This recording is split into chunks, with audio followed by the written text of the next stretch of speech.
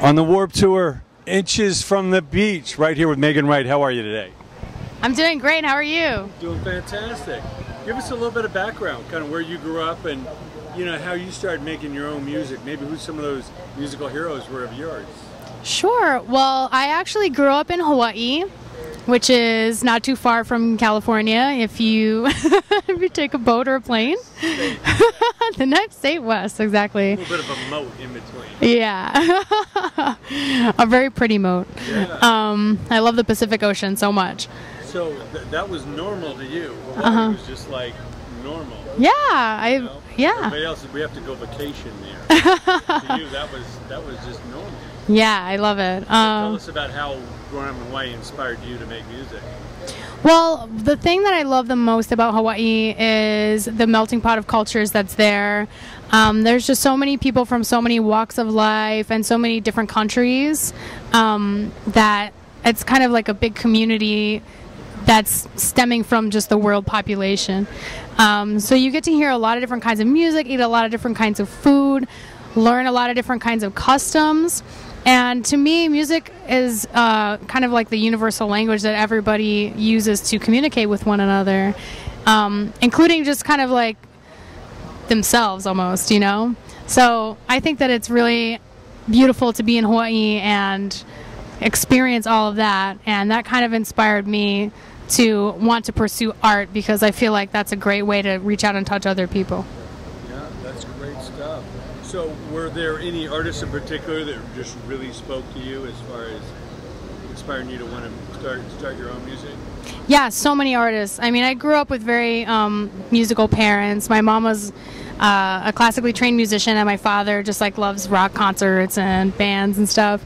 So I grew up surrounded by music constantly. So many different genres too, like pop, rock, metal, jazz, everything.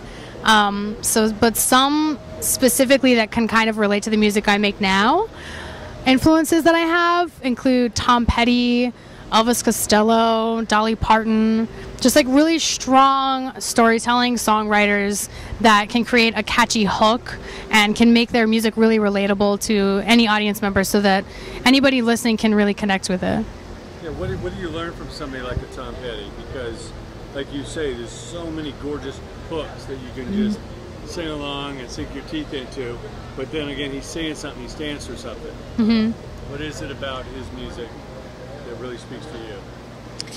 Well, Tom Petty's music really speaks to me basically just because I feel like anyone can really just take away whatever they want from it. Like, he's so expressive and so personal with his storytelling that you feel like you have like this little window into his soul, but also at the same time you can project what you want onto it and it becomes your story too. So I really love that about Tom Petty's music. Yeah, and with your latest work, tell us about some of the, you know, like a song in particular that you're most proud of, you know, achieving, you know, or accomplishing by getting it made. I actually have a full length coming out June 30th on Blacktop Records, so it's a whole bunch of brand new songs that haven't been released yet. Which ones are your favorites? My favorites right now are Leavin' Cleveland. To me, that's like kind of like my anthem right now. And the end of it, I sing about how I have nothing left to lose, and it's just kind of like realizing that it's a time in your life when you have to just leave everything behind and just start brand new. So I think that that's like it's a really universal anthem that anyone can really kind of get behind and understand. And I think that everybody reaches that point maybe several times in their life. So yeah, I really love performing that song, and it's fun watching audience members really like connect with it, you know, when you're performing it live. Sure. Now, it's always a little challenging here at the Warped Tour to get people over to the acoustic basement, because when you think about Warped, you're thinking about punk rock on 11, you know, with blaring amps. So how do you treat that challenge and make the most of your opportunity here?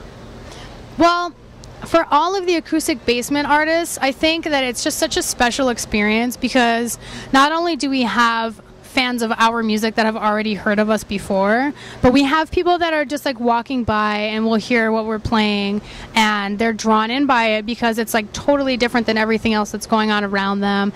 I love punk rock, I love metal, I love hardcore. That's like what I grew up on, and I've been in those types of bands and stuff.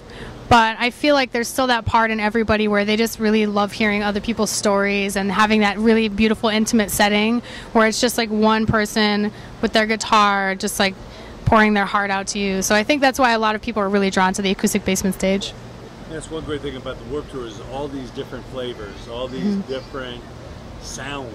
Yeah. Every time you go home, it's like, well, I came to see them, but now I'm a fan of this. Of course, yeah. It's so fun. I love it. Even for the other artists on the Warped Tour, it's so exciting because, you know, there's so many bands and so many artists, and we, when we're not performing or we're not doing press or we're not busy with other stuff, we get a chance to experience these other artists. And, you know, I'm becoming fans of new artists that I never heard of just because of this tour, so it's great. And all that you've seen and gone through, what other advice do you give to young creative people? The business is constantly evolving, but creatively, what do they need to concentrate on to create their own lane, their own style? It's really important to be true to yourself. You know, to a certain degree, you do have to learn from the people that went before and the people that are working in the business currently. But what's really going to set you apart is just finding what makes you unique and just really exploring and celebrating that and just making that, you know, what pushes you forward, and you'll get ahead of the game that way. Megan, it's such a pleasure. Thank you so much. Best Thanks. of luck on the tour. Thank you so much for having me.